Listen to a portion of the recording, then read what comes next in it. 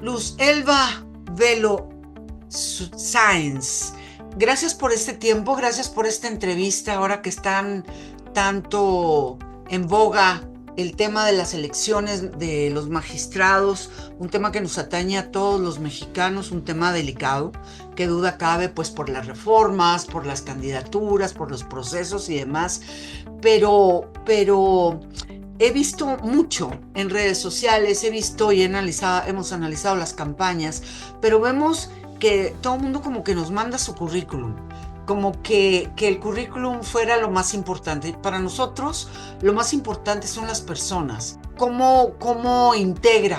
¿Cuál es su propuesta para integrarse al Poder Judicial Federal en Chihuahua con esta trayectoria a la que me he referido antes? Muchas gracias, Karen. Qué honor. Es un honor compartir contigo mis ideas en este espacio. Te conozco, sé que compartimos los mismos ideales de mujeres de lucha.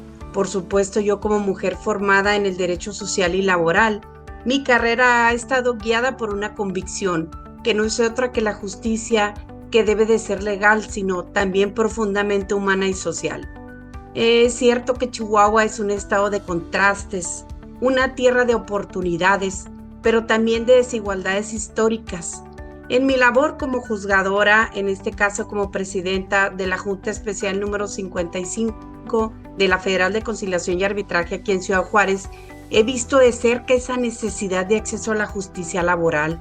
Me ha tocado escuchar a los trabajadores y mujeres despedidas y a aquellos sin acceso a derechos mínimos de seguridad social. Y desde allí aprendí que un juzgador no solo interpreta normas, sino que debe ser puente para la equidad. Mira, ¿qué aportaría yo al Poder Judicial? Primero, pues una justicia con un enfoque social y humano. ¿Qué significa esto? Que no basta con aplicar las leyes que tú mencionas, que hay que entender su impacto en la vida cotidiana. ¿Qué promoveré? Que las sentencias consideren contextos sociales, económicos y culturales. Por ejemplo, en los casos de despidos injustificados, las sentencias que deben consagrar, pues una restitución de derechos. Como magistrada, priorizaré la protección de grupos vulnerables, como trabajadores informales, migrantes, mujeres y personas con discapacidad. Ese es el primer pilar. En el segundo pilar, pues me gustaría, y lo haré así de esa manera, formar una formación judicial con perspectiva de género y de derechos humanos. Como catedrática de futuros profesionistas y jueces, he insistido en que la excelencia técnica debe de ir de la mano con la sensibilidad social. Por eso impulsaré programas de capacitación para que los operadores jurídicos entiendan, por ejemplo, cómo la violencia económica afecta a las familias o cómo la precarización laboral alimenta la inseguridad. Por eso quiero un Poder Judicial que no tema innovar, que use mediación comunitaria, integración de peritajes sociales y aplicar estándares internacionales de derechos laborales. En el tercer punto, en el tercer pilar del cual me he referido, me gustaría establecer una transparencia y cercanía con la ciudadanía. La justicia federal no puede ser un laberinto inaccesible. Trabajaré para simplificar procesos, usar tecnología que acerque servicios a zonas alejadas y publicar sentencias con un lenguaje claro. Además, fortaleceré la colaboración con organizaciones civiles, sindicatos y universidades para construir una justicia participativa, Karen. Hay otro punto también, porque tu expertise y porque te conozco y te sigo, sé que es en el sector, digamos, agropecuario, en lo que es agrario y laboral. Poca gente aborda esos temas. Por supuesto, Karen, mira, yo vengo de un padre que era ejidatario, ¿verdad? Mi padre ya murió hace unos años, pero yo crecí en un ejido, el ejido Ojo de Agua.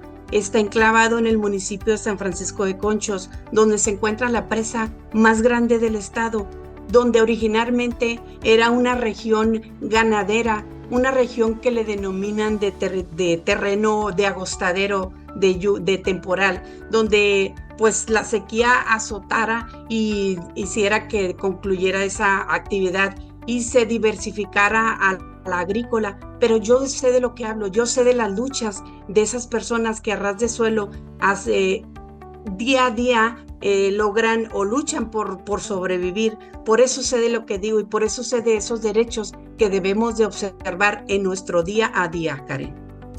Roselva, también hay un punto bien interesante, porque los derechos de la mujer han cambiado mucho.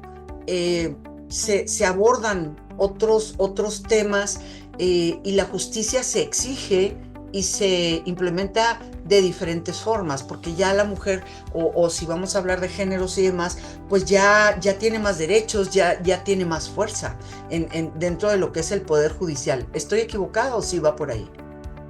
Mira, es demandado que la mitad de los puestos, que haya paridad de género, que la mitad de los puestos sean para mujeres. Ya no es a contentillo, es por norma, es por ley. Tiene que haber, la mitad de los puestos tienen que ser para mujeres. Por eso hay la importancia y el papel de las mujeres que estamos llevando a cabo en la configuración de este nuevo Poder Judicial. Por supuesto, nosotros como juzgadoras somos las más indicadas y las más obligadas a juzgar con perspectiva de género. Por ello, la importancia de que las juzgadoras formemos parte de ese nuevo Poder Judicial Federal, Karen. Muchas veces se habla de que el Poder Judicial debe ser neutral y no activista. ¿Es válida esa aseveración? Es muy válida, Karen. La neutralidad no es una indiferencia. Un juez es neutral, es quien garantiza que nadie, por poderoso que sea, esté por encima de la ley y que nadie, por vulnerable que sea, quede fuera de su protección. El derecho social existe precisamente para eso, para corregir desequilibrios de poder.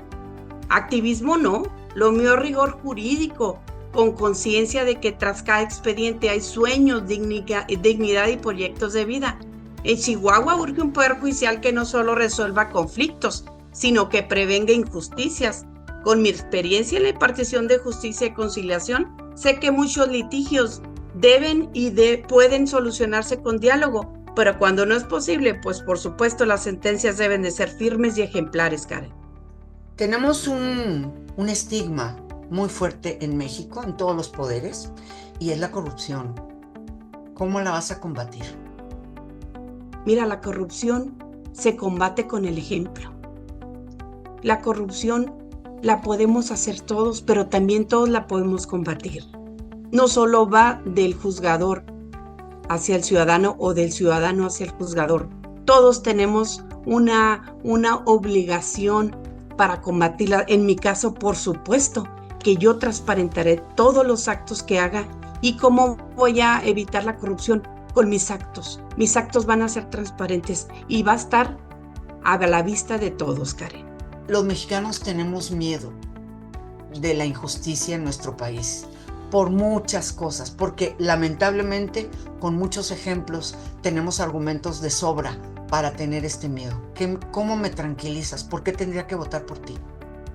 Mira, Karen, tienes que ver el perfil del juzgador, no solo de su preparación, de su capacidad, de su expertise, sino que de su formación moral, ética.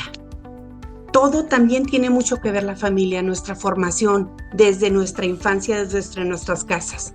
Pero por supuesto que yo te puedo decir que tengo una formación ¿de qué? De familia, tengo una formación de valores éticos, morales, pero en mi rol dentro de la justicia federal, como último bastión para proteger los derechos fundamentales frente a los abusos del poder, pues mi obligación va a ser que resolver los conflictos. ¿Para qué? Porque estos trascienden en lo local. ¿Y para qué? Para garantizar que las leyes se apliquen en un sentido no solo de unidad local, sino nacional, y que sin perder de vista las realidades regionales. Como dices tú, tienes pavor, tienes miedo, pero no debes de tener miedo ante una persona, una juzgadora que tiene la capacidad que yo tengo. ¿Por qué? Porque yo ya no voy a improvisar, yo voy a llegar a actuar.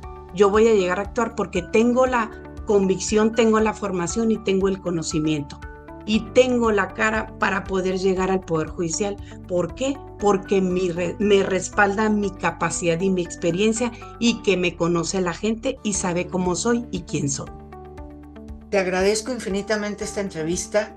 me das una esperanza, veo una luz por la franqueza y la honestidad con la que me has hablado y confiemos en que todo esto sea una realidad para bien de todos nosotros. Muchas gracias. Gracias a ti, Karen. Un gusto, ¿eh?